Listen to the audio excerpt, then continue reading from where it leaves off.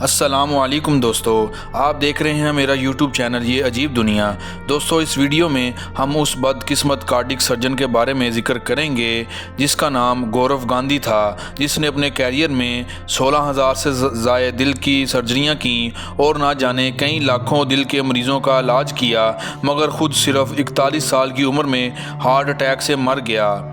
دوستو گورو گاندھی انڈیا کے ایک شہر جام نگر سے اپنی MBBS کی ڈگری مکمل کی اور پھر کارڈک سرجری میں اسپیشلائزیشن احمد آباد سے کی اور پھر کئی سال تک وہاں ہی پریکٹس کی۔ ذرائع کے مطابق ایک رات معمول کے مطابق ڈاکٹر گورو اپنے گھر آیا اور معمول کے مطابق سونے کے لیے چلا گیا۔ گھر والوں کے مطابق جب ڈاکٹر گورو سونے کے لیے گیا تو اسے کسی قسم کی کوئی تکلیف نہیں تھی اور وہ بالکل ٹھیک تھا، مگر جب صبح 6 بجے گھر والوں نے معمول کے مطابق اٹھایا تو وہ نہ اٹھ سکا۔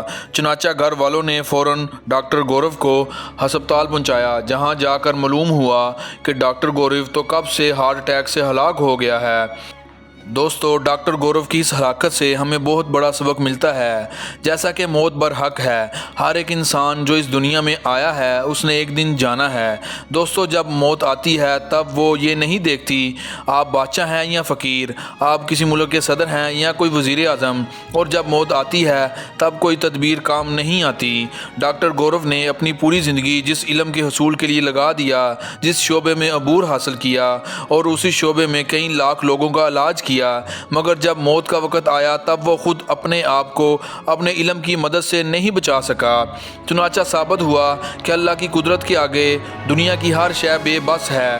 جب اس کا حکم چلتا ہے تب کوئی علم، کوئی ہنر، کوئی تدبیریں نہیں چلتی۔